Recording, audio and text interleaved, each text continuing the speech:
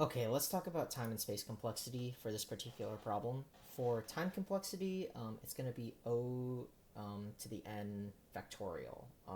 That's because the number of solutions that are like printed here, it scales in a factorial like manner based on the number of characters there are in the given string or the string builder.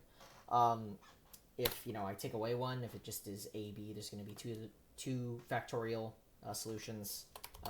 Here's 3 factorial. I already saw there's 6 of them.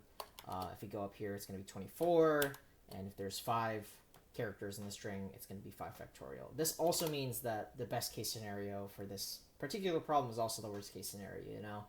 It's it takes a lot of time because you have to print all permutations of the particular problem, not just like one or a desired one. You're printing every single one. So the worst case scenario is going to be going through or n factorial like solutions here, and yeah, that's going to be the time complexity. For the space complexity, this has to do with the levels of recursion there are, or the depth of the recursion. We already talked about in this one.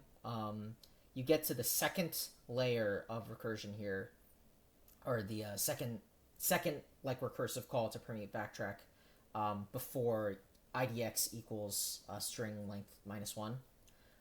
So that means that at that time, there's 3 calls to permeate backtrack on the stack. That's going to scale linearly with the length of this given string, right? If we go up to d to get to idx equals string length 4 minus 1, so 3, to get to idx equals 3 to get to this base case, there's going to be 4 calls to permeate backtrack on the stack maximum, right? And so, yeah, that scales linearly, so that means that space complexity is also scaling linearly, so it's O to the n.